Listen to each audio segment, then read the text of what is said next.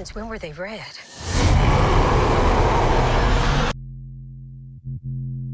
And here we go. It's the comic book bullies. Man, you come right out of a comic book. It's the comic book bullies. You will bow down before me! It's the comic book bullies. Now I am the master. It's the comic book bullies. It's the comic book bullies. All right, give it to me. The following contains offensive language and spoilers. Listener discretion advised. Can't you get? I want to know if you can get to that. Can't you get? I want to know. No? No. Funkadelic? Oh, okay. I just know the hook. That's all. Oh shoot! Hold on. Let's get this back over here. Okay. All right. Welcome back to the Comic Book Bullies from Nerds Who Believe Me, host Leroy, aka Concrete Jungle, with my co-host. Yeah, this is Eli, aka Sinister Six Pack and a Pound. There And you a go. churro. Fuck it. If he's Sinister 6-pack, I'm Sinister 8-pack. There you go. I That was completely a draw a taco- blank at the beginning. I was making a Taco John's reference. Oh, okay. You know my nerdy references and mixing with food all the time. Yeah, that's cool. All right, so we're Or back with the churro episode. baka. That's what I should have said. Churro baka. Churro a- Baka. Okay, right so off the top. we're giving you 2 for the price of 1 at the beginning of this episode. So yeah.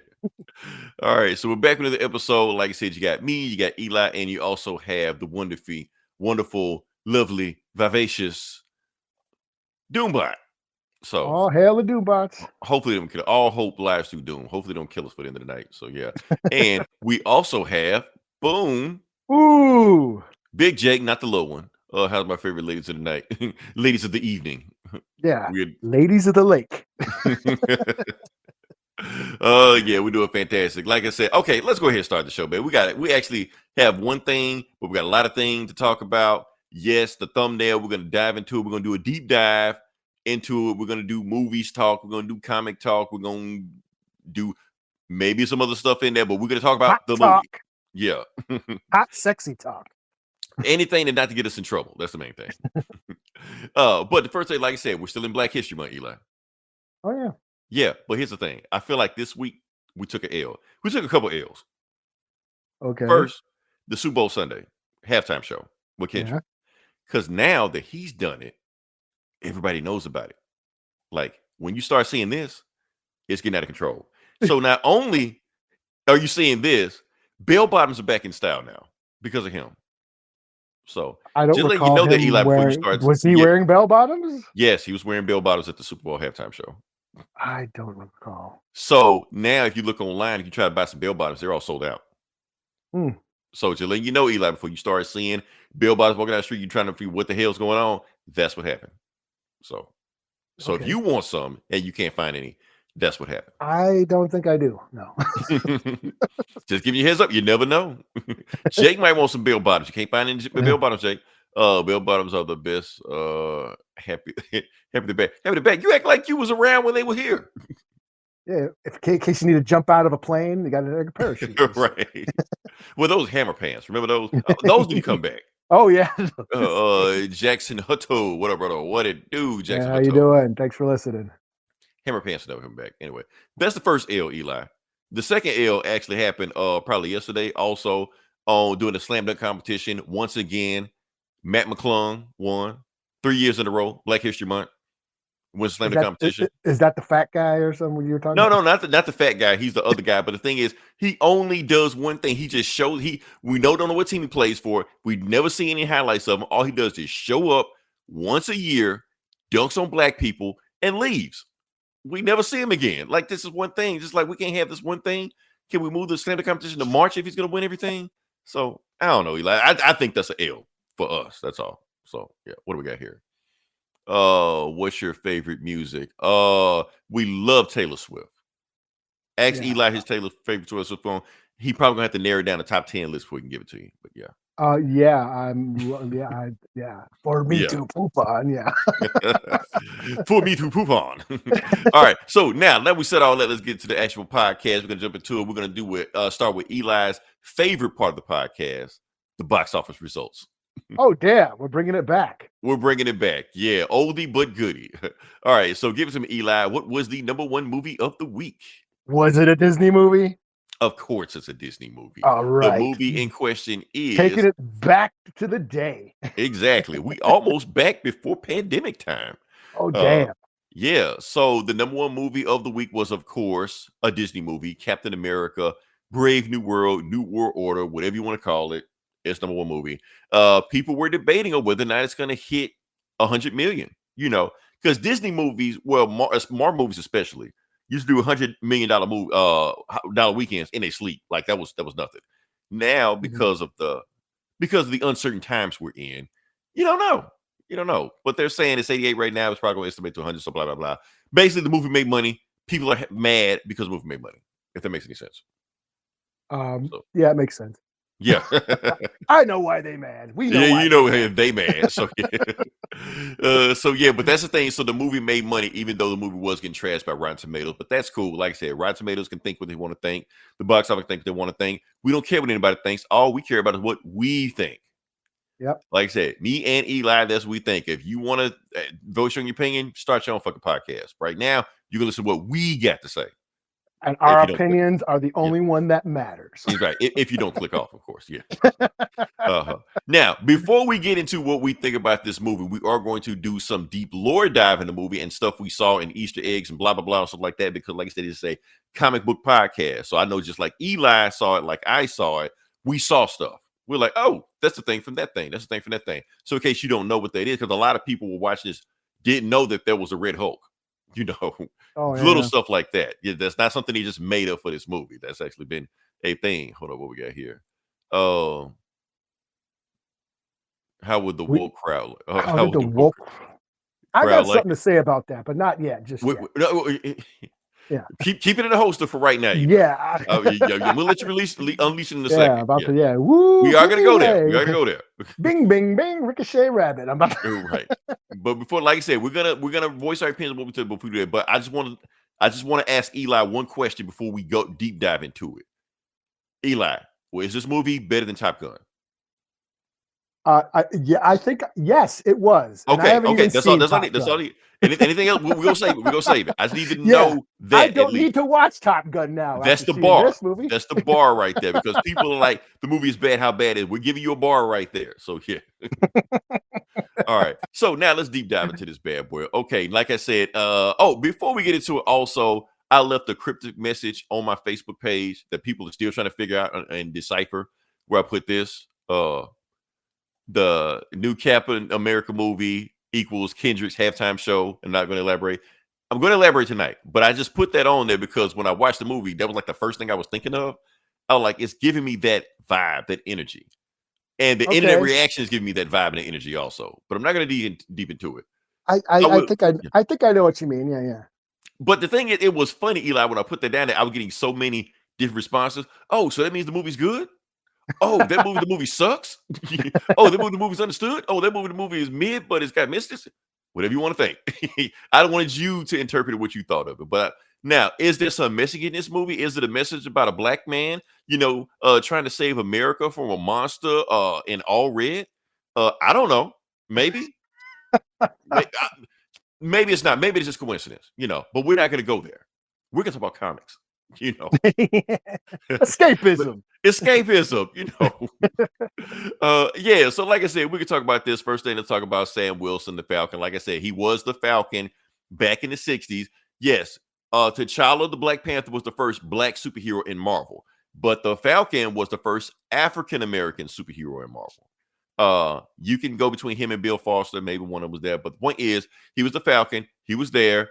And in the comic storyline, Steve Rogers' Super Soul Serum started rejecting his body for some reason. All of a sudden, he couldn't go anymore. Gave the shield to Sam Wilson, became Falcon, became Captain America. Boom, that was the storyline. So a lot of people are forgetting. Eli, for some reason on my timeline, I'm just seeing some weird shit. Like a week before the movie came out, people are like, "What? They made Captain America black?" Like, where the fuck y'all been? Yeah, Like, this is weird. and Like, that they've been was hyping this he shit up. was Like, he was on the Winter Soldier show.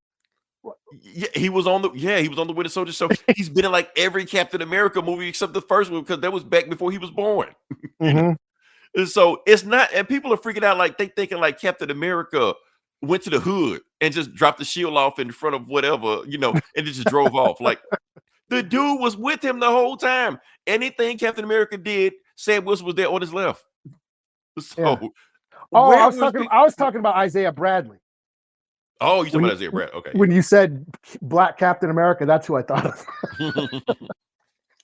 Which we need to bring that up also because, like I said, do I have it on there? I have it. Let me find it. Yeah, there we go. Isaiah Bradley is also in the movie. Also, the first Black Captain America, not only in the comics but canonically, he predates Sam Wilson as the first Black Captain America. Yeah. Mhm. I've read this story. This story is from Truth, Red, White, and Black. Now, Mhm. in that story, if you read it how it was supposed to be read, they're insinuating that he was the first Captain America, period. Of course, fans got pissed. So the Mhm. writer decided to do a little rewrite in the background, change it. No. First Black Captain America. So that pissed off so many people. So because you know how some people get, you know. I don't think too many people saw the TV show. I don't think they did either. I mean, obviously they Yeah. don't. And that's the funny thing about it, because I'm seeing a lot of stuff. They should just made this a Disney Plus show. Yeah, I don't watch Disney Plus shows. So what the It what the was. fuck does prove anything? It was a show. Right. And it was a show. That's the thing. So what else we can talk about? We talk about I'm gonna just start clicking stuff. Let's see. I'm gonna just start clicking stuff. What do we got here? Harrison Ford. Harrison Ford is Thaddeus Ross. This is now the thing is, now you wondering why Harrison Ford just popped up in these movies now. Yes, it's his first MCU movie. However, the character he's playing is one of the OG MCU characters. Like, he was in the Incredible Hulk. And we're going to talk about the Incredible Hulk movie a lot in this podcast. Yeah. But if people don't recognize him, yes, the Thaddeus Ross character, Thunderbolt Ross, was in Incredible Hulk, in Civil War, in all those movies, things like that. However, he passed away. Yeah. Just a couple years ago. Yeah. Yeah, just a couple years ago. Yeah, like but they decided to recast the role in that one. So Marvel is saying that they can recast when they want to. They can. Yeah. They can. Oh, okay. Yeah. Just throwing it out there. Just throwing that. They can. They totally can. They can't. I'm just gonna just throw that out there, but we Yeah. can move past that. But yeah. And Solo. But yeah, like I said, and the Red Hulk thing that was in the comics. Like I Yes. said, Eli on another podcast or another episode of the podcast we did a deep lore dive on Red Hulk. So Yeah. it's Yeah, not yes. something they made it for the movie. They just decide, oh, let's just make Red Hulk a thing. No, he's in the comic. He's been in the comic for like a while now. Like a while now. And then Yeah. there was also, and he became like, was it the Hulk Agents of Smash? It was like a cartoon. Where- Eli, I'll be What- honest. The Red Hulk and Agents of Smash, that's my favorite interpretation of the Red Hulk. I love Red Hulk, and like, he makes that show for me, that cartoon for me. He is, yeah, he's like the Raphael. Yeah, he like Raphael. He read and all this stuff like that. So yeah, Yeah. Well, yeah, he was on a cartoon. And Agents of Smash was a Hulk crew. yeah. Hulk, It and was who like the Fantastic A-Bomb. Four, but with Hulks. Yeah, basically, yeah. Mhm. And then Red Hulk was at Scar on there, and then they had Red Hulk. Mhm. She-Hulk was there. Yeah, so he's been a thing for a while, like Mhm. at least over. Damn, Yeah. So when like I said, Harrison was that? Was Ford that is Jeff new. Loeb? Jeff Loeb, right? Jeff Lowe wrote that. Yeah. Yeah. What do we got here? Oh, Green Hulk. Who's Green Hulk? Yeah, because Yeah. because he can continuously get stronger. Yeah. That's the thing. So yeah. And we got some other characters we can talk about also. Let me see. Like I said, we talked about Red Hulk. We talked about Sam Wilson. Oh, Joaquin Torres, the Falcon. yeah. Okay, so when Falcon got a promotion to Captain America, he got a new sidekick, Falcon. So yeah, and he's in the comics also. It's not something they made up in the comics also. Only thing is, in the comics, his origin is different. He's a half bird thing, dude. I never really liked him in the comics. Anytime we review Sam Wilson comics, I always skip any of his storylines. So yeah, but he is a thing. He's in there, So that's his storyline. Also, this is an interesting one here. This chick. Oh Yeah. yes. Now This is controversial. Yeah, this is controversial. This is so controversial that I don't even know if we should even claim that she's a comic character because they did so many rewrites. She's nothing like she was in a comic.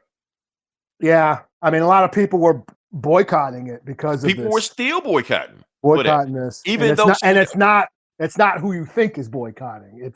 right. It's actually like progressives are boycott. We're calling a boycott of this. And Let's break it down, like, because a lot of people don't know what we're talking about. yeah, Okay. yeah. So, like I said, this chick, I don't remember her name, Ruth or something like that. She was a Secret Service / Black Widow, a Secret Sabin, Service agent / what's Black her name? Yes. But she was in the comics as another Hulk villain. Like the fuck, Eli?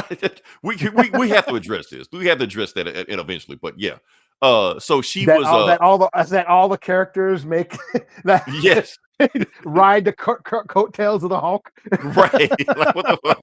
Like he just fight like Captain America just fighting Hulk villains all day. So shit. Yeah.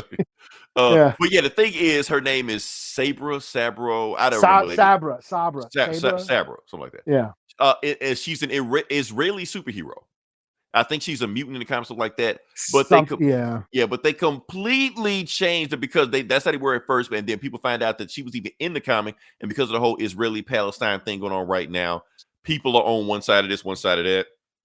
Freaked the fuck out. Saw they said they said they boycotting the movie. So, and that's part of the reshoot. Like I said, the movie went through a lot of reshoots. One of the reshoots was that they completely reworked her character to the point that she's not even her character anymore, and people are still pissed. Mm-hmm. They're pissed just because I think that actress was in the IDF, like the Israeli Defense Force. Well, the thing is, I think it's law that if you live in Israel, you're supposed to it's required that you have to join, be in the military. Like it's not an option. Yeah. Yeah. To gain citizenship. What this shit like Starship Trooper? We had to become a citizen. So that's a fucked up movie. Yeah. Let's see. I don't even know. What's the problem? Well, I don't know. It's in some iterations she's like a mutant, but in this movie she's like a ex-Black Widow, right? Yeah, she just shoot guns and shit. That's it. Yeah. Yeah. Yeah. So it's just like they changed her so much that at one point, is she even the character that says she is? She's just a person. But people still mad. So yeah. I don't know. People get mad over anything. So yeah. What else? We didn't run through everybody. With some other people on there. Well, it's the whole damned if you do, damned if you don't. You're not gonna, you boycott this movie, and and then a black superhero, a first led black superhero movie, or not the first one, but you know what I mean? Like Anthony Mackie's first starring role in an MCU movie. Now, he doesn't get a check or whatever. You know what I mean? You know what I'm saying? Right. It hurts his track record, so there's no, like, it's a lose-lose situation. You know what I mean? That's what, if we've learned nothing else in the internet, we've learned that you can't please everybody. That's whatever you do, you're gonna piss somebody off because everything is political. Everything is political action, whether you choose to be or not. If you choose not to be political, it's being a political action. Yeah, you're choosing to not standing up. Right. So you can't win. Also, the person we need to talk about. So, spoiler, like I said, we're going to spoiler. We're talking about this. So, the big bad of this movie, the main villain of this movie, which they kind of spoiled, but didn't spoil. Not him. Did I lose it? I think I lost it. Found it. Leader. The leader. Yeah. So now they never actually said the leader in the name, which they had plenty of times to name drop the name. The name they never did. Like, say it. Yeah. Like the Japanese prime minister, shit like that. He could have easily said, "Who's the leader?" He didn't say it, but whatever. I don't know. Yeah. I liked him. I liked him, even though it was very Baron Zemo-ish, but I liked it. Also, a Hulk villain. Yeah, one of the main Hulk villains. Well, like the main Hulk villain. Yeah. What about the guy with the weird look? That's the leader. That's what we talked about. Yeah. The weird look. Yeah, the weird look. Yeah. Good. So, who we talking about? The leader, not us. I don't know. Like I said, there probably were other people in the movie, but I didn't go that deep into it. I'm just saying the people that I know for a fact I saw, that like, oh, that's that person, that's that person, that's that person. They were people. So nice that they were digging into the comics. Then some people were reworked. Some people you had to rework. Even Falcon, Bucky makes a cameo. Bucky makes a cameo. Congressman Bucky. Oh yeah, that's right. So they do that in there. So I just like how they did that. All right. Now we said, is there any other comic lore we need to address, dump in there before we That I keep think of. diving in? What was it? The Sidewinder and Oh the yeah, I Serpent completely got that. Society. The Surface Society was in this, but the thing is, they did what they normally do. Instead of having them wacky ass costumes, like the Surface Society are like some wacky ass dudes and shit like that. You know, they have like snake costumes and shit, but they just dudes. They're just military. Yeah, and honestly, think Eli, I guarantee you, I think that was part of the reshoots. I think the original reshoots, they were gonna have them all wacky and shit. They were gonna have snake costume looking like Cobra from G.I. Joe. And then now they decided to work with this shit. No, we're trying to be serious. We're trying to be grounded. And then they reworked all that shit. I think because another thing, all that work and research we did on Diamondback, she's not even in the movie. I What the forgot fuck, about man? What the fuck, Marvel? that. Oh, wasn't Seth Rollins supposed to be in the movie too? They or cut him. They something? cut him from the movie. Yeah. Yeah, Yeah. He said he had some parts in it. Yeah. He said like a role. What do we got here? What do we got here? Uh Chorus. Taurus Gamer. Okay. Yeah, what I up? feel like this is a person I know, but anyway. Thanks for listening. Yeah. All right. That being said, can we move on into the thing? Sure. Can we go on? Oh, like I said, now that was our deep dive. Now we're gonna jump into the comics. I mean, jump to the movie. And say we want to. Now, Eli, is it okay if I go first? Go ahead. Okay. Let me get it off my chest. Then you can do whatever you need to do after. You want to rip this movie I new feel asshole? like you got more to say than I do. Yeah, I think. Matter of fact, I took notes. Let me look at my notes. Hold on. Yeah. All right, hold on. Let me see. Break out the pad. Yeah. The notepad. Love from India. Nice. Okay. Oh wow. Yeah. Oh, thanks for listening, man. Eli, we are international. Damn, man. Worldwide. Worldwide. Bone shit E. Wait, that's not Indian. Shit. Prestige. Worldwide. Worldwide. TBN. All right, so we're gonna delve into this movie. Okay, now, like I said, I'm going to give my review of this movie and what I thought about why it reminds me of the Kendrick Lamar halftime show, stuff like that. And we just got to jump into it. So here is my official review of this movie. Now, like I said, I appreciate that Marvel is trying to do a fresh reset of the Marvel. I do feel like they were trying to do a fresh reset of the Marvel universe with this movie.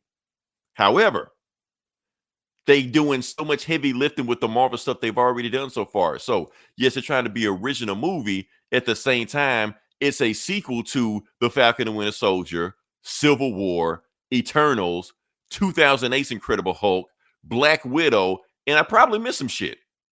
You know, so you want to go into this movie looking that's a fresh start because it's a fresh movie. Yeah, okay. There's a baby space guy in the middle of the Indian Ocean that they don't explain in this movie.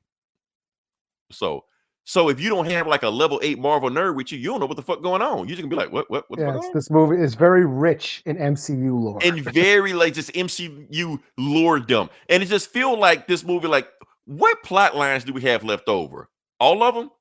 Dump them in here. Be done with it. So people will stop bothering us with this shit. So I do feel like I don't know how people will accept this, that because like I said, this is a Black Captain America movie, and I see a lot of people going to this movie that don't watch Marvel movies. So they're going into this movie and they're gonna see all this lore dump, and they'll be like, "What the fuck's going on? I just want to see Black Captain America. What's this baby space guy doing here? You know, Mhm. what is all these Hulk villains showing up for? You know, so and that's the thing. It almost felt like they were doing a Hulk sequel without the Hulk. Because, like I said, we got a bunch of Hulk villains. We got Red Hulk, Hulk villain. Thaddeus Ross, Hulk villain. Mhm. I just named two people the same people. Leader. And, yeah. Oh, give me somebody else. Leader, Hulk villain. Sabra, Hulk villain. On top of that, Amadeus Cho was one of the people that was cut in the reshoots. Oh, was he? He was supposed to be in this movie. Yes, they already cast him. They actually cut his scenes. Yeah.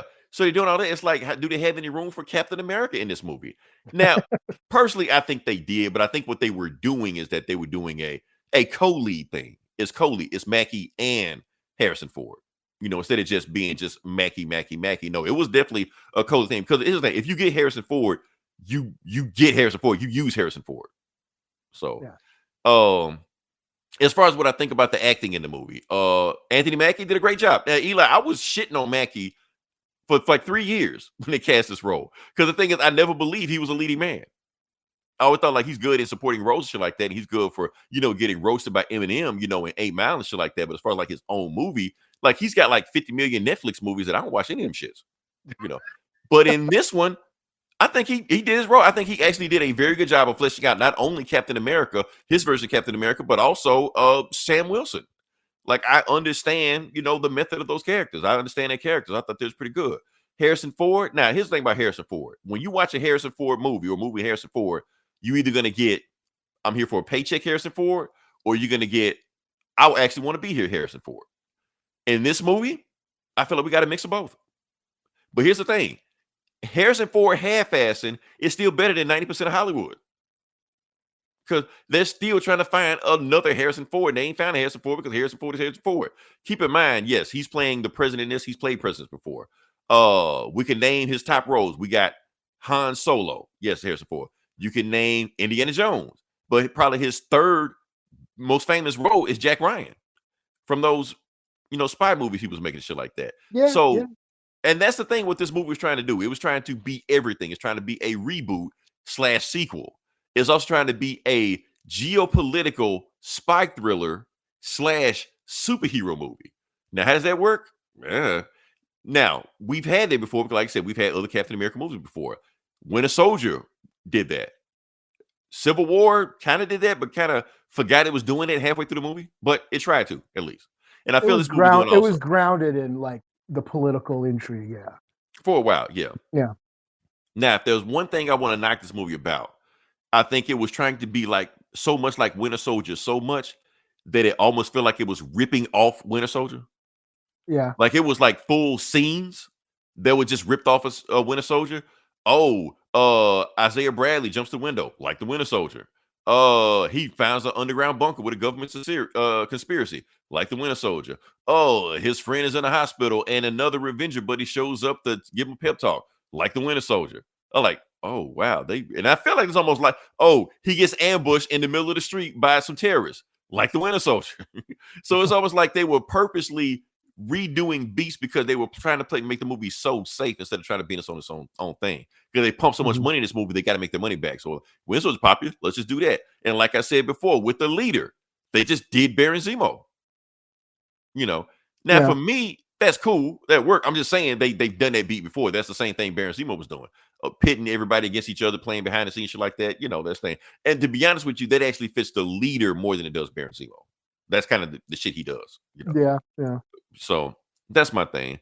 But like I said, I thought the action scene great. I thought the aerial scenes were great. Like you said, it's better than Top Gun. I think some of the action scenes, like when you get the aerial dogfight scenes with the baby space guy in the background, like I thought that scene was great. Yeah. I thought the Red Hulk Captain America fight was great. I thought that was a good thing because you really think like, how the fuck is he gonna beat this guy? And here's the thing about it. I felt like Sam Wilson was the only guy that could have won this fight. Like if you put like Steve Rogers in this fight, he wouldn't have made it because of what he had to do to beat him. Because I'm not going to spoil that part of it, but I'm just saying. Now the thing is, you will see limitations of Sam versus Steve Rogers. Also, like I said, he don't have the serum, so you do get the shit. He gets the shit kicked out of him a couple times. Like one of the dudes at the beginning, that big huge dude. Apparently, he was a secret society assassin in the comics or shit like that. So now we know if Steve Rogers would get the guy, he would have folded his ass up like laundry in like 10 seconds and moved on to the next guy. Meanwhile, with Sam Wilson, it's a whole on boss fight. That's what it is. Giancarlo Esposito, which I thought was great in this role, even though he wasn't in a whole lot, but he was in it enough that I think I like the role in it. He was fucking Sam up. He would have did this shit to Steve Rogers, But that's the tension of it, going through stuff like that. But like I said, I think that's the point. I think that's the point. Mm-hmm. And they kind of touch on it at the end of the movie. Like Sam has to work harder. Mm-hmm. He's not. Yeah, he doesn't have abilities. He's just a human. Right. So he's got to work harder. Hint, hint. Yeah. Now, are you saying there's symbolism in this movie? I'm saying there's symbolism. We don't have to get into it right now, but Okay, Kendrick Lamar. Okay, we'll get to that in a second. 40 acres and a mule, man. So that's what was going on with this movie. But at the same time, the movie also shows Sam's strength. We always talk about what Sam can't do, but we also talk about what he can do. What the hell would Captain America have done in that dogfight with the baby space god? Taking out two fighters about to start World War III. Ain't jack shit he could have did then. Yeah. But that's a fight tailor made for Sam Wilson and Baby Falcon. Yeah. So of course they could do that fight. But so yeah, so the movie does a great job of illustrating what he can't do, but also what he can do. Like he said in that trailer that wasn't in the actual movie, he said, "You're not Steve Rogers." He's like, "You're right, I'm not." The point is, he's Sam Wilson. He did the fight exactly how he's supposed to do it, and the way he beat the Hulk, yes, because he wins the fight against the Hulk by himself. I know there was internet talk that the Avengers are going to show up, that he recruits them halfway through and help him fight Red Hulk. No, it's just him by himself. Yeah. And so, but the way he beats him, it makes sense in the context of Sam Wilson. Like if it was anybody else, they'd got folded up. So let's see, what do we got here? I haven't seen the movie yet. Spicy Tabasco. What it do? Well, So yeah, I'm glad you're clicking on because we are spoiling the shit out of this movie for you. So yeah. Let's see. Captain Suit was made. He actually had I think 2 suits in this movie. Yeah, I think he had 2 suits. Like one in his first half, one in the second half. So, but yeah, they were cool suits. I do like it that you remember how Falcon got that neck guard in the comics, and he had it in Falcon Winter Soldier. So the reason he don't have it in this movie because Anthony Mackie said he hates that shit. He don't like that shit. Like, don't do it. You know what? And I'm cool with it. Like, why does he have that shit? Let his neck free. Did I run through all my notes? I think I ran through all my notes, Eli. Like I said, we can talk about this. I don't want to get into the symbolism just yet, but there is symbolism in there. Just talking about the movie. Like I said, to wrap up what I said, Anthony Mackie, I thought he did a great job as a lead. Harrison Ford is like, he can read a phone book. I'm there for Harrison Ford. I don't really care. He's there. Everybody else in the movie felt like they was doing their part. The new Falcon, I thought he was great. I was like, he was funny, and him and Anthony Mackie had good back and forth going on. Isaiah Bradley was the heart of the movie, so I'm glad they didn't cut his, because I felt like they wanted to cut his scenes, but I'm glad they left his scenes in there, and plus his scenes added to the symbolism. But we'll talk about that. I like the leader, Eli. I like what they did with the leader. I thought he was a fun, just in the background doing shit. I know people don't like his design, but I like the design because they added to the body horror they were trying to emphasize of what was done to him. So that's why I liked it. Giancarlo Esposito in a little bit, but the little parts he was in, he punched the movie up a little bit. So, like I said, I had fun with this movie. I think I may have gotten more out of this movie than most people did because I did enjoy the movie and I did catch all the little symbolism that they were saying that was like under the surface. Because I almost feel like some of the reshoots were to put some of the symbolism under the surface also instead of making it overt. Because you got to sell this movie to everybody, so you just can't. You got to make it where you see just enough of it, so the people that catch it. But yeah, like I said, I'm gonna slap a score. I'm gonna let you go, Eli, but I'm gonna slap a score on it. I'm gonna say 4 out of 5. That's what I get the movie. I know everybody was shitting on me. Other people I put the post out there like, what the fuck you talking about? Captain DEI, you giving it? Like, yes, I'm giving all this shit. I don't care. So yeah, I say what I gotta say, Eli. Say what you gotta say. Do what you need to do. Tear this movie to asshole. I don't care. But yeah. All right. Yeah, I thought it was okay. Okay. I almost wanted to like type that out and just put it right there. Eli's gonna say it was okay. I thought it was all right. I thought it was perfectly fine. It was, to me, it was another sort of mid-tier Marvel MCU flick. Mm-hmm. Another filler movie. You know how you have a filler issue, right? It just sets up the next shit. That's what I felt this was. Just a filler movie.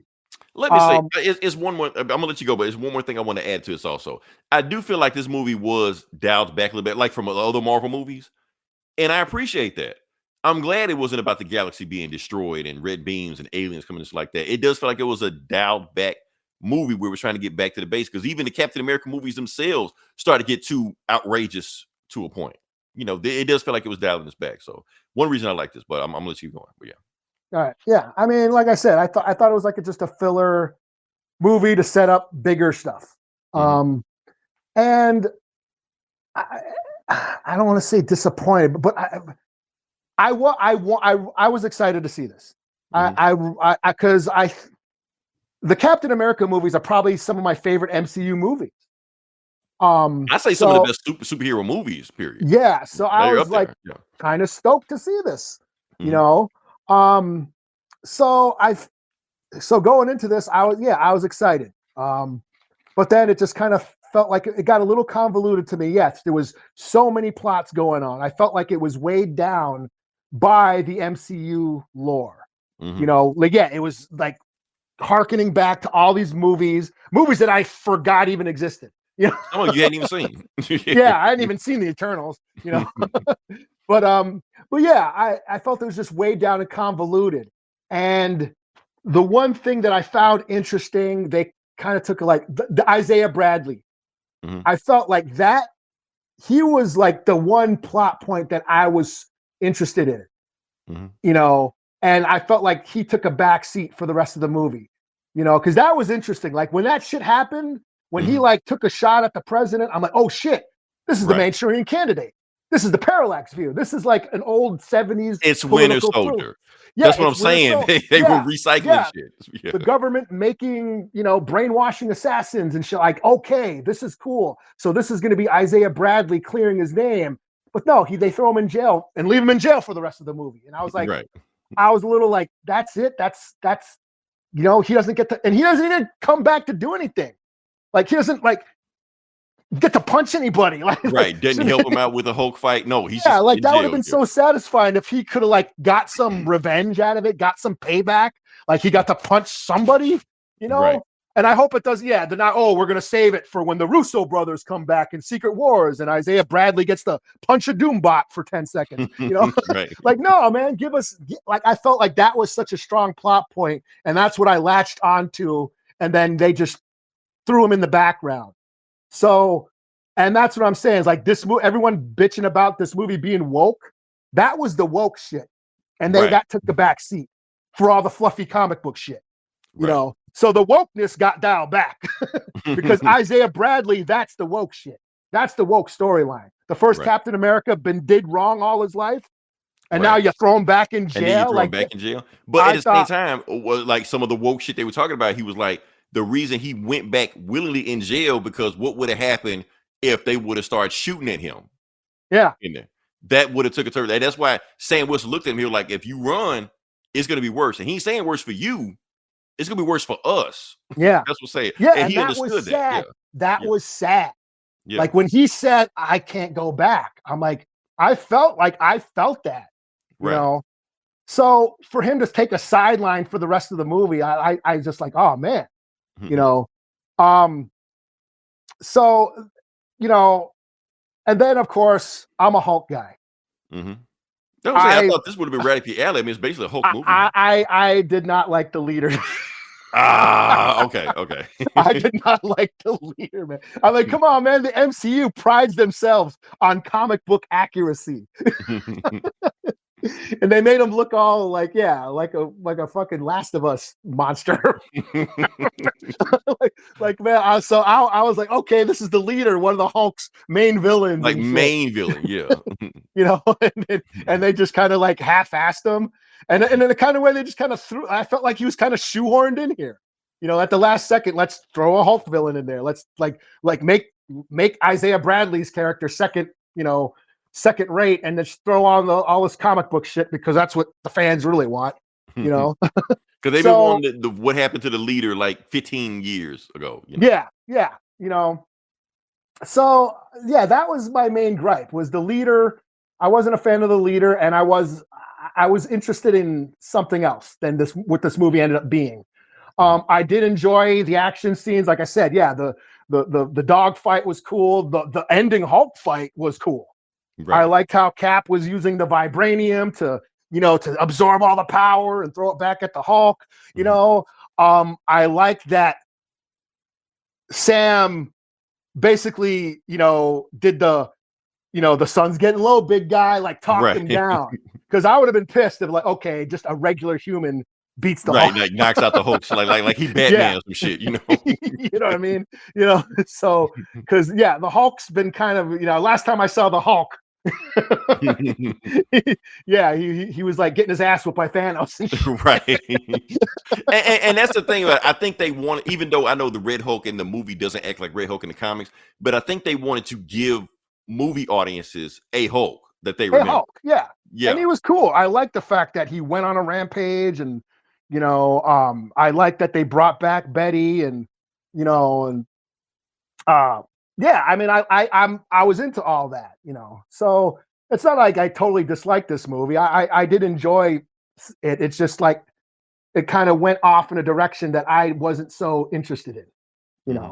know. And just in the end became just another mid-level Marvel movie for me, Mhm. So that's about it. I did like I said, going back to like the symbolism, that ending scene made it for me when he's talking to Joaquin in the hospital, Right. and where he's like, I got to question myself. I'm always questioning myself. Am I good enough? And blah, blah, blah. And Right. And they also him, saying how it was bigger than him. Yeah. yeah, like, am I qualified enough? Am I Mhm. qualified enough to do the work, to do the job? Right. And that's the point of the movie. Yeah, Sam has to work harder, Right. And the to fact he get has that to job. overcome his imposter syndrome, even though we already Yeah, went through this arc in Falcon Winter Soldier, but that was him avoiding Captain America. Oh, now he is Captain America, and yeah, everybody is reminding him, "You ain't Steve Rogers. yeah. You know, That you you that you ain't as have to. big as him. You ain't as fast as him. You ain't got the Yeah, serum." Also, like that. So yeah. you don't have to. Yeah, you don't have to. Yeah, you don't have the powers. But Right. he has to work twice as hard to be on that level. Right. To get there, which again, symbolism for minorities. Mhm.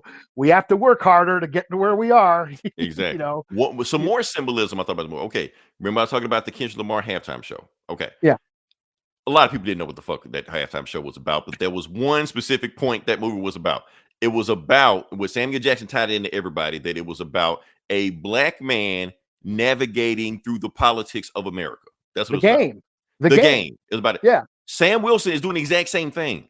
yeah, He's Captain America because they allow him to be Captain America. The president of the United States telling him, yes, you can be in our inner circle, you can sit at the table, you can do all this stuff right here, but you got to play the game. Yes, your friend shot at me. You can't be seen, helping him out or going with him. The opposite's going to be long right there. So it's almost like he got to play the game. Like if he just played the game supposed to go, he's not worried about, the guy that inspired him to be Captain America. Because that's the thing about this movie. Steve Rogers inspired him. Isaiah Bradley inspired him to be yeah, Captain America. yeah, So he's saying he got to leave him behind just to play the game. No, I gotta do whatever I can to help him. And another thing is we've seen Steve Rogers step outside the box all the time. Ain't shit gonna happen to him. Sam Wilson don't have that same luxury. yeah. He can't step outside the lines like that. He can't So throw a tantrum. He can't get angry. he can't do that stuff. That's the Yeah, thing. he's under a fucking microscope. The first fuck Yeah, up, he's done. And that's right. how it is in the real world. Like You're right. You gotta stay in that's the lane. Right. politicalness. That's the wokeness. That's the politicalness. Like Isaiah Bradley, Mhm. that Captain America, the super serum, the super soldier, that's the fantasy. But Isaiah Bradley, that's actually based in reality. Like Yeah. that shit happened. The government did do experiments on black soldiers and stuff. Like that was based in reality. So that's actually political. We can even make it more current and compare Isaiah Bradley to Muhammad Ali. Yeah.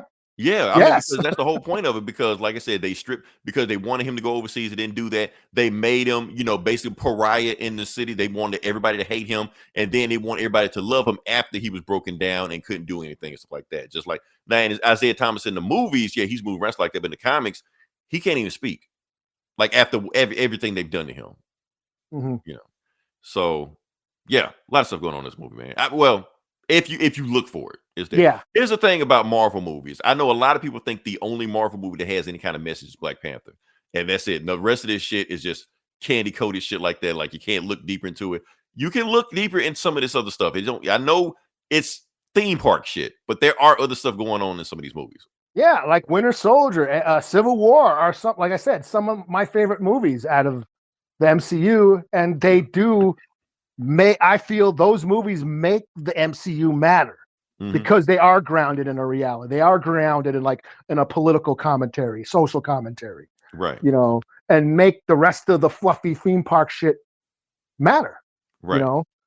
So And that's what I felt with it. My disappointment in this movie is I felt like that the messages were kind of diluted Mhm. because they wanted more theme park shit when Yeah. they could So have. Yeah, so just understand what you're saying. So basically, you're saying the movie was trying to do too much. It was trying to be this realistic, grounded thing and a superhero movie, and basically collapsed in its own way. Trying to kind of. be Yeah, everything. Yeah. yeah, Okay. yeah. I understand it. Understand it. Fair So criticism. Okay. Yeah, so yeah, I mean, I thought it was fine. I'll give it a 3 out of 5. I know in this, it's the internet. It's got to be awesome or shitty. honestly, Eli, I thought you were gonna go less than that. I'm shocked at that. No, Like, I mean, I enjoyed it. Like I had, like I said, it's another Marvel movie. It's not the shittiest one. Like it's better than Iron Man 2. It's better than Thor: Dark World. It's better right. than Hitman. you know. Yeah. So yeah, I don't think it sucks. But I wasn't particularly moved by it either. You Yeah. know. Because here's the thing, because I already knew that my rating was like the hot take, like nobody else is rating it that high. And I've seen the Rotten Tomatoes score. Rotten Tomatoes is tearing this movie a new asshole right now. That's what they've been doing for like the last 5 MCU movies. Now, what I haven't done, I haven't looked at anything else. I haven't gone to, YouTube and looked at any critics or TikToks and like that. I didn't look at anything. I was like, look, I like the movie. I'm good. I don't if anybody don't like it, I'm good. But I did want to hear what you had to say about it. Eli. I want to see if you could bring me back to reality and see what I'm not seeing. And I'm cool with that. So Yeah. yeah. Yeah, like I thought it was okay. Like it could have been better. Like I was there for it, but it just went in directions that I would rather have. I wasn't interested in. Like I Yeah. wanted more of Isaiah Bradley, maybe less of the Hulk. To me, yeah, like the Hulk didn't like that. That was such a strong story. Like I didn't need the Hulk.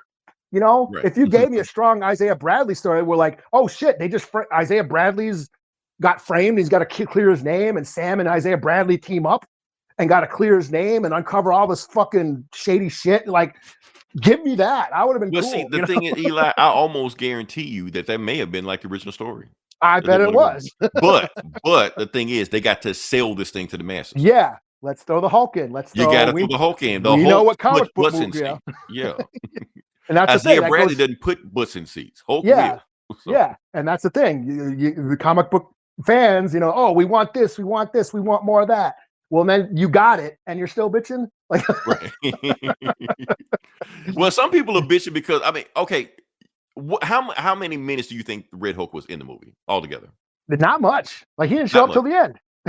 Yeah, but like overall, what did you think? 4 minutes, 10 minutes? What do you think? Yeah, maybe the last 10 minutes, maybe the fight. Okay. So some people are bitching about that because apparently they assumed that the Red Hulk was gonna be all through the movie. Like this was a Red Hulk movie. Yeah. Like, why would you think that? That's like they only show you like 5 scenes in the trailer, and they're all in the same scene. So of course, it's not like he's gonna fight the Red Hulk 3 times. It's Sam Wilson. He's not gonna fight the Hulk 3 times. What the fuck? Yeah. Yeah. I'll get you next time, Captain America. Oh, he would have killed him the first time. So yeah. Yeah. Oh shit. I think we talked enough here. You move on past that. Yeah, I'm good. Yeah, I'll give it a Okay, 3 out of yeah. 5. Yeah. Like I said, good discussion. I hope y'all got what you need to. If you listen to this podcast, drop your rating in the comments. We Cool. want to hear what you got to say about it also. Because now that we said we have to say, I'm fully fine to check it out what everybody else had to say about this movie and dig into it and see the discourse of it. Because I do feel like the opinion of it, like the general populace opinion of it, I do feel like it's still debatable right now, in flux. But by next week, it's going to be solidified. Whatever it is, it's going to be solidified. Whether or not this movie sucks or not. Like Flash sucks. That's what it is.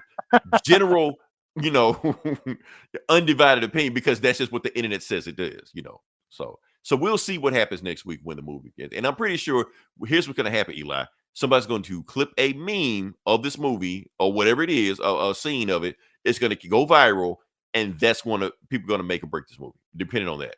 Maybe the after credit scenes. Well, it's just sad that we live in a time where we can't constructively criticize art. We have to either, okay, if you like it, you're woke and you're a lib, and if you don't like it, you're racist, and that's just stupid. I'm tired of that. Like that. It shouldn't be like that. It should be, yes, the Black Captain America movie. If you don't like it, you're racist. Like, not necessarily. I mean, maybe you just don't like the movie.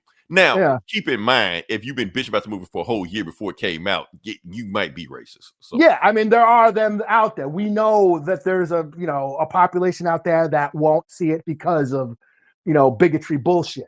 Yeah, Mhm. and then fuck them. They don't matter, and I don't consider their opinion worth anything. But Right. but I mean, still, like the general consensus online is it's like either like it, you hate it. If you like it, you're this way. If you don't like it, you're that way. You're given a label, and that shouldn't be the case. Like, Mhm. Well, see, you the know, thing is, this is the first divisive Marvel movie we had in a while. Because the other Marvel movies, people just said they sucked. The yeah, Marvels. What else? Ant-Man 3. yeah, uh, I didn't see that one either. there's another one that came out that I can't remember. But whatever it was, people just like, nah, that shit sucks. Oh, Love and Thunder that got Love and shit Thunder, they on. said it Yeah. sucked. Yeah. So it was just like, no, Uh, this shit just no. So we'll see. I'm that's the thing, Eli. I was waiting for this movie, not for the movie, for the discourse of the movie. That's what I was waiting for. well, That's yeah, the we meat of heard the movie. we saw it all before the movie came out. We people already decided whether they were going to like it or not. You know, Right. just because of whatever political side they're on, and that's the thing, it's not political. Them thinking, oh, it's woke, trash. That ain't political. That's just you being a dick. There's no political about that opinion other than your own bullshit bigotry. Right. That's not political. That's just your dumbass, uncultured ass. Right. you And know? and yes, y'all are so clever with the Captain DEI. Yes, just so hilarious. Yeah, that's the new woke term.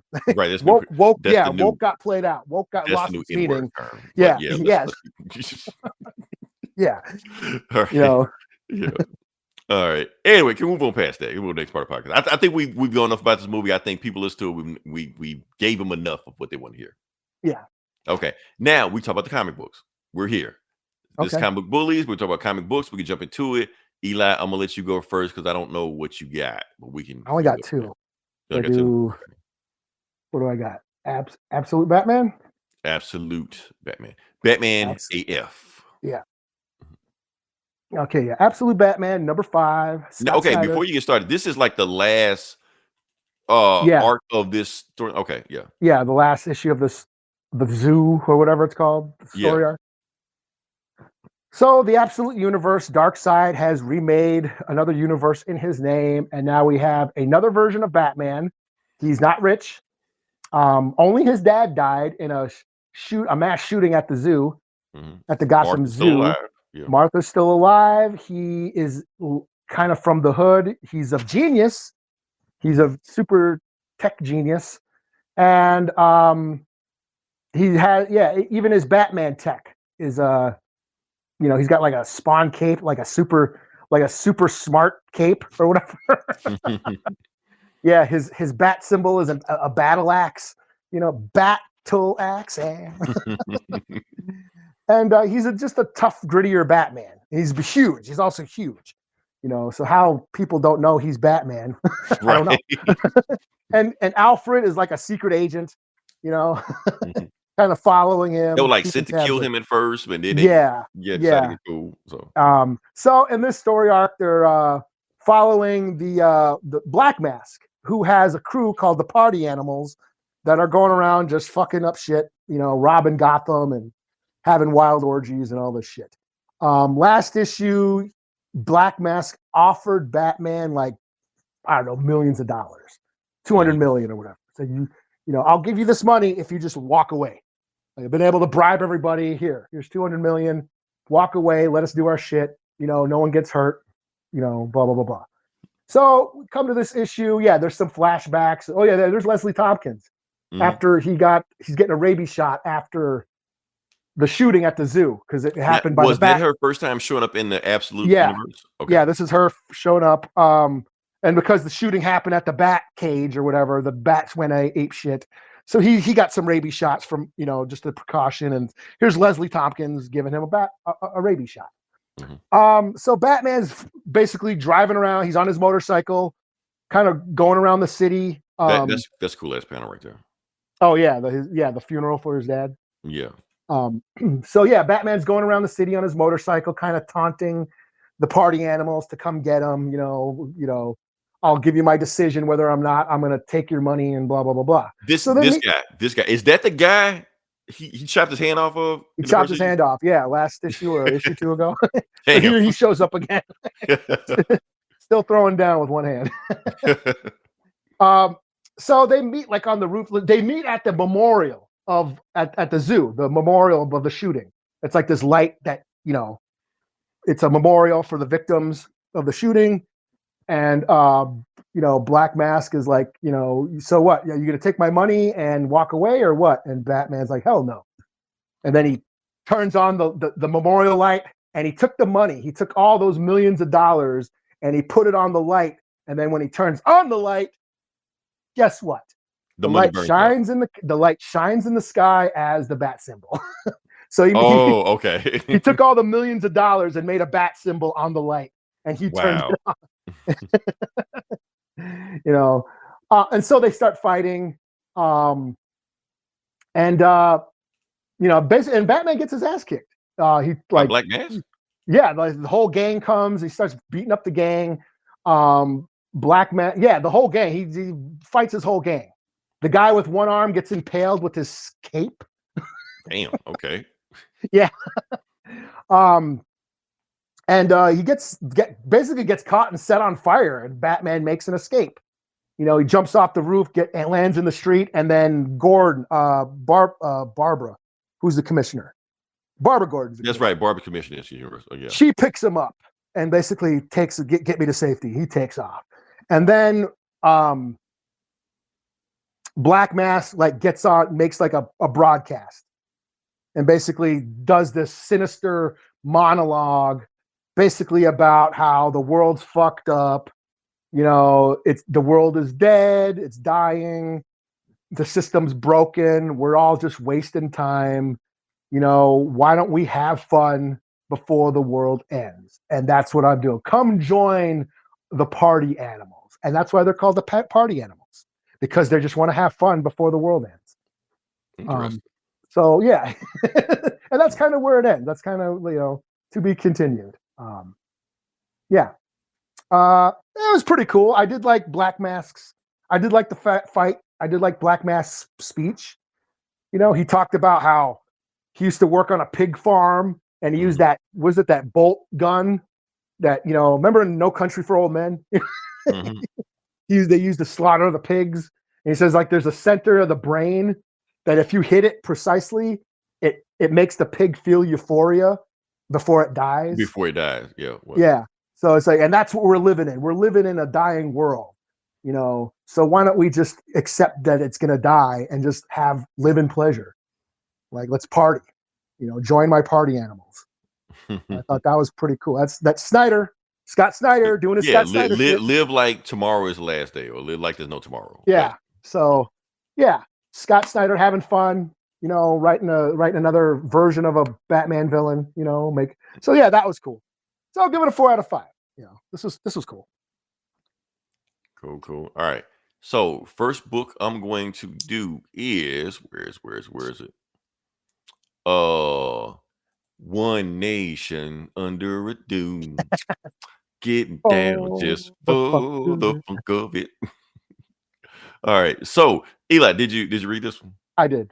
Okay, I do want to make sure if you read this. I may need some help on this one. So, like I said, this is about Dr. Doom. I know a lot of people don't know anything about Dr. Doom. All they know is that he does 2 things: rap and foot dive. That's it. But now we're gonna dig in to Dr. Doom and let you know what he does, because this is a Dr. Doom centric event where he may or may not be the hero. Kind of. I don't know. That's the point. Yeah. Yeah, it's left up to interpretation, but we're gonna dig into it and see where One World Under a Doom goes. Oh, to set it up, okay, he's New Sorcerer Supreme. That's what it is. Yeah. So this is a sequel to Blood Hunt. This is a sequel to the smash hit Blood Hunt that everybody read. Yeah. Vampires took over the world. Blade became the master of all vampires. Oh, but one of these days I'll read Blood Hunt to see if it was really as bad as I think it was. But yeah. Well, he made a deal. So basically, he made a deal with Doctor Strange. It's like, I'll help you, but you have to make me Sorcerer Supreme, and I'll help you. So Doctor Strange, yes, basically gave up his mantle to help. So Doom, because Doom knows magic. For people who don't know, Doom knows magic. Oh, he's been in the running for Sorcerer Supreme for a bunch of times, but the thing is, the Avengers always do some bullshit to like get in his way to stop him from doing it. Like if they didn't get in his way, he would have already been Sorcerer Supreme. Yeah. You know. So he needed help with a spell, and Doctor Doom was the only magician powerful enough to do the spell. And Doctor Doom only agreed to do it if he could be Sorcerer Supreme. So Doctor Strange said, okay. And that's what happened. So they saved the world from the vampires at the end of Blood Hunt. Now you have Doctor Doom, Sorcerer Supreme. Yeah. So take it away. Oh, also on the cover, I do like it how all the Avengers are bowing down to him. Yes. So Yeah. that's pretty cool right there also. All right. So might need some water before we get started here. All right, let's go. All right. So the book starts off with Doom giving a speech to everybody on the planet. He's basically saying, like, I'm giving my speech. He's been gone for like maybe like 5-6 months like that. After Blood Hunt, he became so supreme. He's just been missing. Like he didn't do anything, didn't fucking about it. He just been basically he's been doing is preparing for this moment right here. So now he's finally popped up and he's giving his State of the Union address, whatever you want to call it. Every single people on the planet, he's basically telling what's going on. He's like, look, I'm in control. I'm taking over. But here's the thing, and I know you think I'm going to do some crazy shit. You think I'm going to start, crushing anybody that disagrees with me, or you think I'm going to build an attack squad and go after and put a bounty on the Fantastic Four. No, I'm not doing any of that. Matter of fact, I'm not changing anything except for two things. And I have two things while I'm in order. The first thing that happens, the first thing I want done is universal health care for everybody. I want to make sure that everybody can have it. They can get in there, free healthcare, do what they want to do. Is it expensive? Yes, it's expensive. But guess what? They could have done this for you the whole time, but they didn't want to do it because they were too greedy. But I am Doom. Doom is above greed. Doom is above all hope lies under Doom. All hope lies in Doom. So that's the first thing, universal healthcare. The second thing, he wants universal education. All the way up to post-graduations. You don't have to pay for school. So, yeah. So that's the only stipulation Doom has. Everything else can stay the same. He said all the leaders can stay in office. They don't care. And he also says there's one more rule also. Since the whole world is now considered Latveria, there is no war in Latveria. Nobody is allowed to have war or conflict with each other. Otherwise, you're going to have to deal with me. Meanwhile, he's doing all this shit. You got like some conspiring countries getting ready to like attack Doom, but he already knows about it. So he like sent Doom bots specifically to those guys while he's doing the speech and they get assassinated. While he's doing the speech, he like, don't worry about those guys. They've already been taken out. So, yeah. He just like, and matter of fact, he even says, I'm going to leave your leaders in place. So the president you have, the president will still be the president with a few minor adjustments. So you see the American flag going down. Meanwhile, the Doom flag raises up over the White House. So he was like, Doom out. And then the Avengers just looking like Gulf of Doom. That's political. So the Avengers is looking like, well, what the fuck, man? We just go just sit around and let Doom take over the world? Like, are we going to do anything? You're like, and first off, how did he get the world leaders to agree to this shit? And they think like, well, maybe he did some magic to whammy jammy them to make them believe that shit. And they were like, well, that's the case. Why didn't he whammy jammy us? Why are we still, in our regular thinking state? And then Wanda, like the Scarlet Witch, the regular magic you just saying like that. Well, don't worry about it because I've done some magic tests and there are no magic like over us right now. That's why there's no influence over us. Yeah. But here's the problem. I don't sense any magic influence over the world leaders either. And so they're thinking like, wait, what do you mean? Like he talked them into it? Like, nah, there's no way. It's Doom. He's evil. Of course he did some bullshit. He probably replaced him with Doombot, some shit like that. So anyway, Reed Richards found out. Oh, no. They get a message from Black Widow. They mess from Black Widow because she's spying on Latveria the whole time. And she intercepts a message from Baron Zemo. Because Baron Zemo is just like, look, I'm sick of this shit. Doom is not gonna overtake my planet. This planet is for Hydra. And matter of fact, that gypsy scum, he thinking he can take over, and he start calling Doom all kinds of like I said, Doom is Romani, and Baron Zemo's a Nazi, so that's an issue right there alone. Anyway, he said some other colorful words about Doom, saying he's going to invade the planet, invade Latveria, taking Hydra with him, and he's going to cut off Doom's head. And when it's done, Hydra will take over the planet. Zemo out, And then before you do that, Black Widow message go out, so that's the end of the message. It's like, well, damn. I guess if Zemo takes out Doom, I guess we win. So I guess if Hydra is the enemy of our enemy, Hydra is our friend. And Captain America's like, what the fuck you say? Like, that's a joke, Steve. Like, nah, don't joke about that shit. No, we not cool with Hydra. So they basically saying, nah, we need to go to Latveria right now and take out both Zemo and Doom and get our planet back. They're like, cool.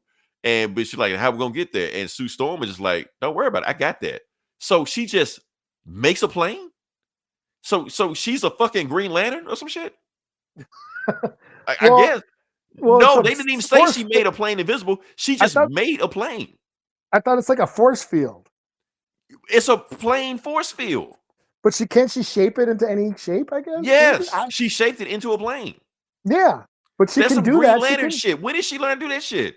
I thought she can make force fields and make them float. That's what she's doing, but she made it in the shape of a I guess that's new. Yeah. Like, when did she do that shit? Her force fields turning into like specific shapes. Yes, that's new to me. That's Green Lantern. That's what the fuck that is. But her making force fields is a thing.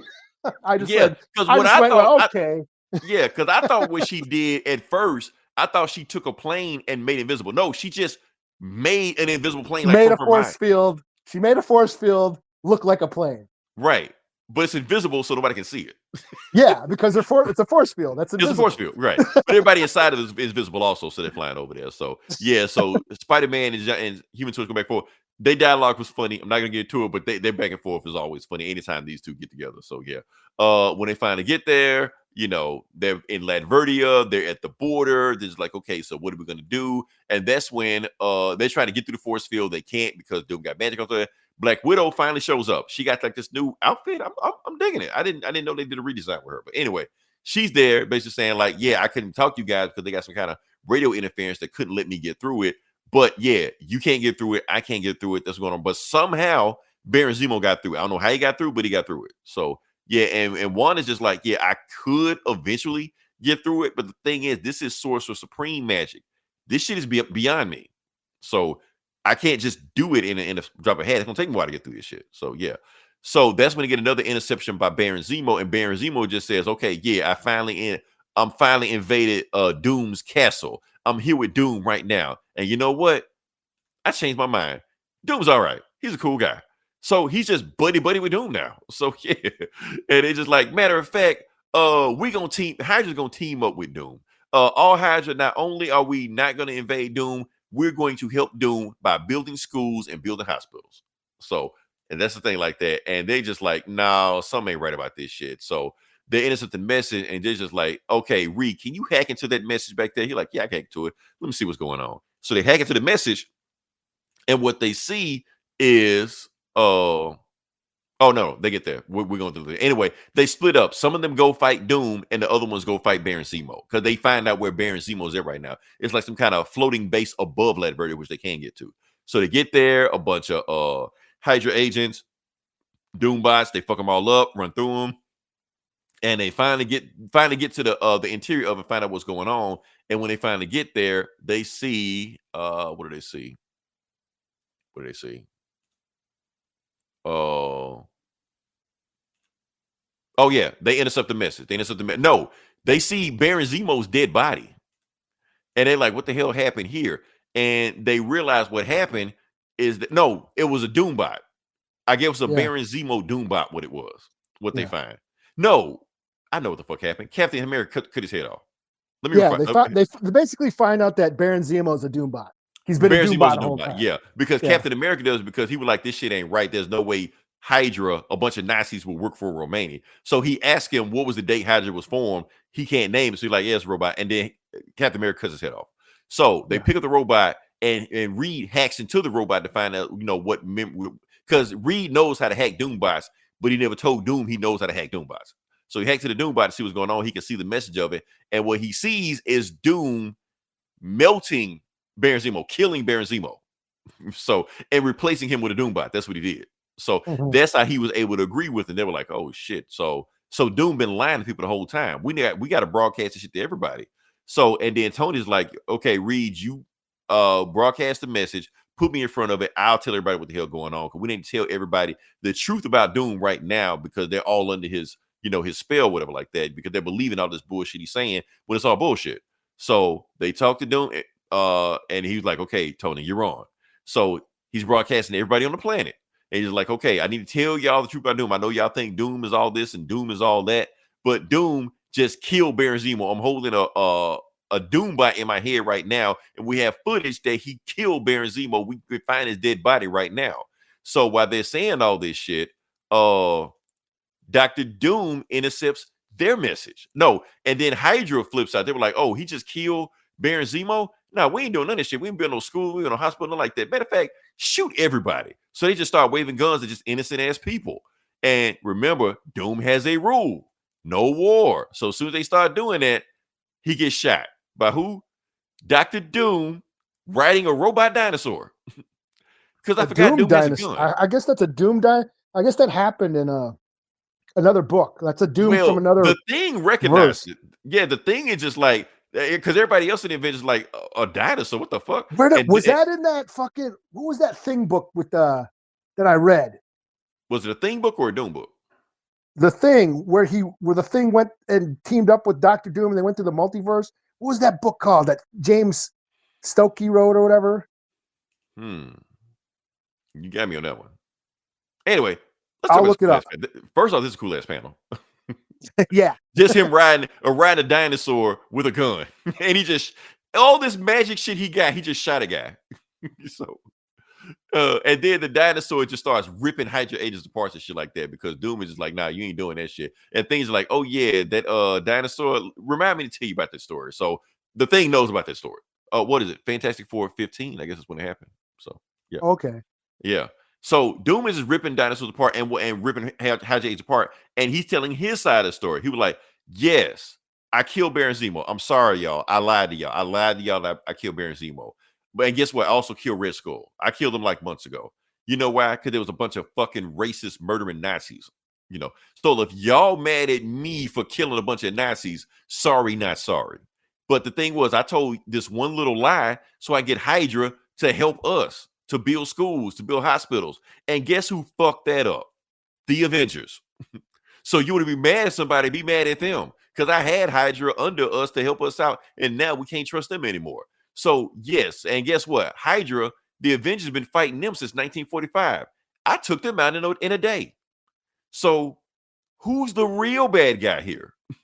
They're the ones that keep putting these guys back on the street, and I just took care of them and they're done with it. So you want to be mad at somebody, be mad at them. But if you want to put your hope in somebody, put your hope in Doom. And then the Avengers just realized he fucked us. We played right into his trap, because they realized they knew he was going to hack into Baron Zemo's thing. They knew they were going to broadcast, and they knew they were going to checkmate their ass. So yeah, and Reed's like, damn, he outsmarted me. So yeah. And meanwhile, after Doom and his robot dinosaur eats and chops up every Hydra agent in the room, then he reaches out to the girl that they was about to shoot and says, Doom is prosperity. Only Doom. No, and she says, only Doom can save us. While she's taking his hand. To be continued. So, and that's the thing. That's why this story is so weird, because Doom is the good guy and the Avengers are the bad guys. Yeah. So, well, at least so far. We know Doom's full of shit. We know that because it's Doom. But it's just funny. That's the thing. Because the thing is, in when you read Dr. Doom comics, he really, really believes he's the hero of the story. Yeah. Like, he's not like the other villains. He really thinks that he's the good guy. So it's just an interesting story, man. It's a fun character. Like I said, we know all this Doom. They ramping up Doom because they gotta put Doom out there to sell us on Robert Downey Jr. But just give me just Doom, man. I like Doom. Well, Doom's one of the coolest villains ever. Yeah, like, people need to know about Doom, man, because Doom is different. He's not like the other villains like that. So, and you know why he's uniting the Earth? He needs the Earth strong because Doom's been to space. He knows what's out there. Right. He's- He so if knows he that could shit be, coming. yeah, he knows what's out in space. He needs Doom to, has saved them from that shit from space before, yeah. So he and they needs don't Earth, know that. Yeah. yeah. Earth needs to be united. He needs Earth. He needs Earth under control. If he's Right. going to conquer space, conquer the universe. Right. Because he thinks the only way for world peace is through Doom. Yeah. So I don't care, Eli. 5 out of 5, man. I'm giving this book. I love this book, man. Yes, it's cool. Yeah. It's just, yeah, it's basically what I was expecting. Doom being Doom. Yeah. I'm sure that we know there's an angle coming. We know there's, yeah. Right. Yeah. You get a whole, see a whole bunch of There's a Doom catch was to all right this. What's the hashtags and catch? shit. You know, the catch is coming. You The know? catch is coming. Yeah, it's Doom, but we're having fun in the meantime. So Yeah, yeah. So all right. So what you got next? I got Transformers 17. Okay. This is the Energon universe. You know, Transformers and GI Joe, kind of crossing over into the shared universe. Been a lot of fun. You know, Transformers. I've been raving about this Transformers book for like a year and a half now. Mm-hmm. Pretty much been my favorite book, you know, for a Been a long lot of time. people's favorite book. Remember, it's Yeah, out still in DC, like yeah, completely. yeah. Daniel Warren Johnson. He's not doing the art anymore, but he's still writing it. Mhm. And yeah, basically taking the old G1 Transformers cartoon and rebooting it for a modern. It's a modern reboot, modern, violent, brutal, and heartfelt. You know, that's how Daniel Warren Johnson is. A lot of dramatic heart to this, a lot of dramatic weight. That's just his style. So yeah, this is this is issue 17. There's a lot of shit been going on, and this is just a filler issue. Everybody's kind of all over the place. You know, Alita and a bunch of Autobots are on Cybertron. We have Beachcomber, and they're doing their thing. We have Prime and the Autobots trying to save people in Seattle from the Bruticus and Devastator battle that's going on. Basically everyone's spread out on separate missions, kind of like being put into place for the big finale, which is probably coming, in a few issues. This is 17. I don't know how long Daniel Warren Johnson is going to be on this book, but yeah, this is just a filler issue. So I kind of found it a little disappointed. It's not one of the stronger issues, it's just kind of an exposition dump. I mean, there are some cool character moments, Optimus Prime, trying to save everybody. At first they were trying to stop the battle, but now they're like, no, we just got to save everybody. Just, that's who Optimus Prime is. We're learning more about Beachcomber, why he's a pacifist, that, he was sick of war when he saw the Earth and how full of life it was. He like swore, why are we fighting? So there's some cool character moments, but overall, this is just kind of a filler issue, just an exposition dump, just a setup for what's coming, what's to come. We still haven't seen Megatron. We were teased Megatron a couple issues ago. He didn't show up in this. We're still that's the thing. I'm wondering what's up with Megatron. So yeah, like I said, a filler issue. Just I'll give it a 3 out of 5. This is probably my lowest rating of a Transformer book. Just because there's so much going on, and it is like all these different groups on their different mission. So yeah, 3 out of 5. Okay, cool. What do I got here? Okay, you know what? I was gonna do a book, but I'm not gonna do that book. You know what? Okay. I'll do that book, but I'm not gonna do the book. I'm gonna just hit the high points. I'll hit the high points because I'm not gonna do it. Okay. So what I'm gonna do is show you. Hold up, let me click it so I can say I did it, but I'm not gonna do it. Sam Wilson, Captain America. Like I said, it's the whole thing they're doing the tie-in with that with the Red Hulk. It's not the Thaddeus Ross Red Hulk. It's the Robert Maverick Red Hulk. There's a difference. He's Red Hulk, but he can only be Red Hulk for an hour. So they basically just ripped off Iron Man. So yeah, he says it's like it's smash your clock when it's time for him to do his thing or whatever. Whatever. Gonna hit the high points. Look, he fights Red Hulk, but I think the reason Whatever. He loses. Point is, the only thing I want to show you is he gets kidnapped. That bird dude, Falcon, shows up. Him, the one I always skip, which I'm gonna skip now. So yeah, do that. And they also, but here's the reason I got this book. The reason I got this book, not because of Red Hulk, not because of Sam Wilson, because of him, the Shadow Soldier. Okay. Yeah. So the Shadow Soldier is Josiah X. Now, for those who don't know who Josiah X is the son / clone of Isaiah Bradley. So Okay. yeah, when they put him in jail and experiment on all shit like that, they also like clone him. So he's got super soldier shit and also and all this like that. Thing is, we haven't seen this character since I think like 2003. You know, Okay. maybe he should have been like a Black Panther book or something like that, but he really ain't showed some technology. So he's back now. He used to be called Josiah X. He was a Muslim, all stuff like that. But now he is the Shadow Soldier. Still got Captain America powers, also like that, but he doesn't wear the colors because he no longer believes in America. The bullshit Anthony Mackie said, he believes that shit. So yeah. Oh, and the book ends with them being all brainwashed farming. To be continued. So that's all I got. Yeah. I didn't really want to talk about the book. I just want to just hit those high points right there. I only got it just because it's the debut That's a of the sweet. chapter. Is that Alex Ross cover? That's a sweet cover. Is it? Let me see. Was it an Alex Ross cover? Looks like it. I don't think it was Alex Ross. I think it's the other guy. What's his name? Artingium or some shit.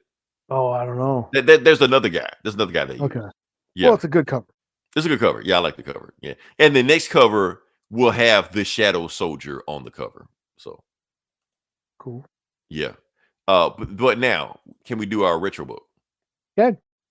Okay, like I said, I've been doing this Black Panther retro book, and shout out to y'all, Eli. I dropped that Black Panther versus P Diddy review by itself the other day, and where are we at right now? It's cool, man. It's like 600 reviews, 600 views right now. That's cool. Yeah, so let's get that thing to 1,000 views by the end of next week. We can do it. Y'all can do it. I believe in y'all. You know. But anyway, let's go to this next one. Oh, let me get out of this. Oh, I got way too much going on in here. Let's see. Let's see. Share screen. All right. So the one thing we're gonna do is Black Panther number 12, still that Reggie Hudlin run. And in this book, he teams up with Blade. Blade is on the cover. Okay. Yeah. Cool. So we're gonna see. So what is Black Panther and Blade teaming up for? We're gonna find out. Boom. Let's jump into it.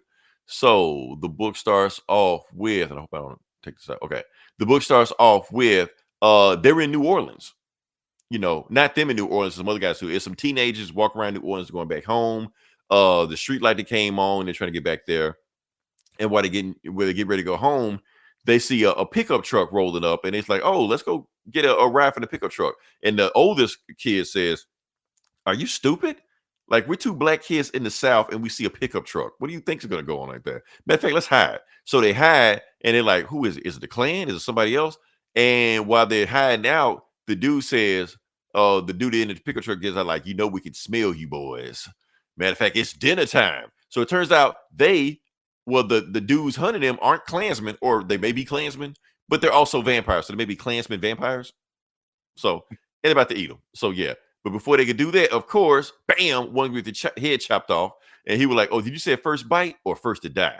My bad. And boom, Blade shows up because he smells some redneck vampires.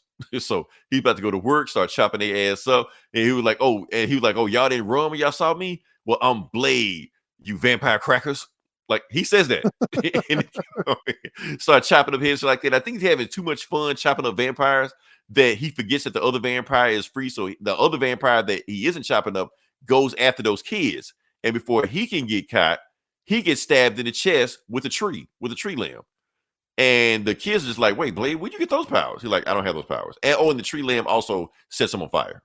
You're like, I don't have those type of powers. He has those type of powers. He's like, he who? And it turns out it is, bam, Brother Voodoo riding in a 73 Eldorado.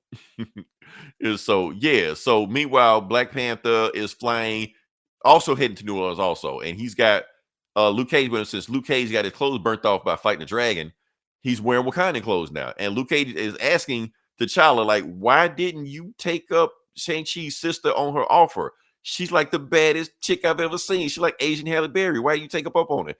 And T'Challa's just like, look, man, I'm not looking to sow my royal oats. I'm looking for a wife. I ain't got time for that. I'm just gonna break her heart later on so we can move on past that. And he's just like, oh, yeah, you got it like that. So now T'Challa tells Luke Cage the real reason why he hired him. I didn't hire you for that Shang-Chi shit bullshit. I had you for this mission right here. We're headed to New Orleans.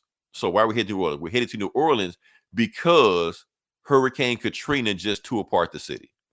It's around that time of year when it happens. So we are going to help out the relief of Katrina. I'm also going to help them out with some funds, and we're going to help relocate people and put the city back together. They're like, cool, I'm with that. Oh, also, I need you to crack some skulls while we're down there too. You're like, wait, why you crack some skulls? Like, yeah, the reason I need you to do that is because I've been seeing what's going on in the city, and there's a lot of shit going on right there. People from outside cities coming in, gang territories, big companies trying to come in, trying to take over the city. I need you to beat some people up, whoever I point to it. You're like, okay, let's head there. So you go there and they fly there, and and Monica Rambeau is there also because she lives in New Orleans. She's there. So they actually, you can see you can see houses underwater in there because they're trying to free people, get people out of water from Katrina. And she's trying to find her aunt. She finds her aunt and uncle shoots at her because they think she's a vampire. Like, I'm not a vampire. I just look like a ghost, So they're basically trying to tell her that there are vampires in New Orleans right now. We don't know where they came from, why they're here. So while the city is dealing with all this bullshit, we got to deal with that bullshit too. Meanwhile, FEMA wanted because it's a chick. So we know they're not going to help us with vampires. So the city's got to figure it out. So, all right. So what do we got here? Oh, Political. It's political. Escapism, Yeah. Meanwhile, on the inland of New Orleans, people, the rich people, the haves and the have-nots, they're suffering a little bit, but the point is they're glad the city is getting flooded right now. Because what they're going to do, they're glad the levee is washing away the undesirables. So they can move in and make the city the way they want it to, or the way the way his granddaddy wanted it to be. You know what it means. Make America great again. Yeah, that's what they want to do. So they're laughing it up and shit like that. And he's like, oh, no, we're going to do it the way I want to do it. He's like, who are you? And who is it? It is that dude's granddaddy. Apparently, he's a vampire. And he's just been chilling the whole time right there. So, and he, proves a dominance, kills a bunch of security guards, blah, blah, blah, like that. He's like, look, we're going to take over the city, but I'm in charge of how we take over the city. But I'm not going to turn the rest of you into vampires because I need humans to do my bidding. Plus, who's better to do my bidding than the family? Am I right? So meanwhile, you got FEMA stopping people from helping them out because they want nobody to help them out. And who's mad at them to helping them out? NBA star Karl Malone. Now, last issue, 2 issues ago, T'Challa beat the shit out of P. Diddy. If we knew then what we knew now about Karl Malone, T'Challa would have beat the shit out of him too. But he's also canceled. We're not going to talk about him. But anyway, he's trying to help out, stuff like that. And when he sees T'Challa, so he's like, oh, so you going to let him through, but you're not going to let me through? Fuck it, get out of my way. So he basically gets the people through. So they're going to go and help out FEMA also. And you get this awesome panel right here of Black Panther and Luke Cage helping Katrina victims relocate, getting them out the city. So the cool ass panel right there. Meanwhile, when you got that'd be so woke. it would be so woke right now. Woke trash. Oh. And then when they get there, then they get attacked by vampires underneath the city, underneath the town, because they didn't know vampires here, or at least T'Challa says he didn't. So he takes a mop, cracks it in half, and stabs them. Oh shit, that's even more woke shit. More woke shit, right? And that's when you hear "not bad" for some amateurs, and he turns around and it is Blade, Brother Voodoo, staring at Luke Cage and Black Panther.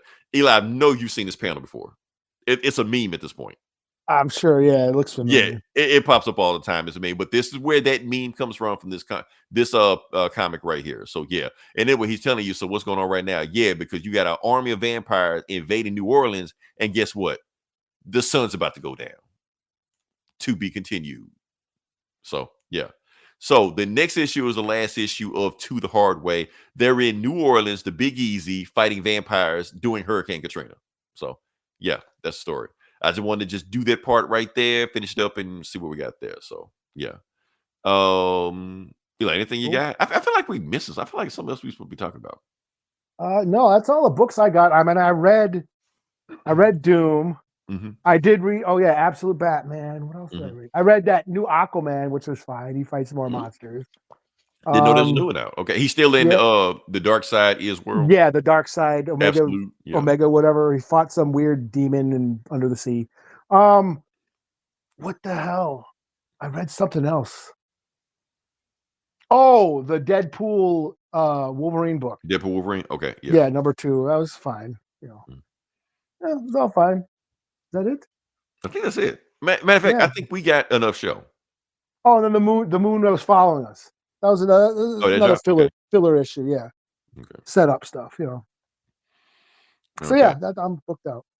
Okay. He's booked out. I'm booked out. We got enough show. Y'all got enough show. I think we have said everything we need to say about Captain America: Brave New World. you know, I don't Yeah. think there's anything. I think we've discussed all the symbolism, all the Easter eggs, all the plots, what we thought about it, the ratings, and like that. Y'all have enough. Y'all are enough with our show. So yeah, if you listen this long, definitely like, share, subscribe. We're gonna come in with some more stuff, and I don't know what's gonna happen next week. We'll talk about something else. We won't talk about Cobra Captain America. Kai, yo. 2 hours on Cobra Kai. Cobra Kai? You doing Cobra Kai? Eli's doing Cobra Kai. Balls deep over Yep. analyzation. Yep. This will be the ultimate one-stop shop of Cobra Kai-ness you need. The lore, the mythology, Right. Everything. symbolism. Right. Politicalness, all that shit. All right. But until then, this is Leroy. This is Eli. We talk to you guys next week. Same bullet time, same bullet channel. Until then, die 1,000 deaths.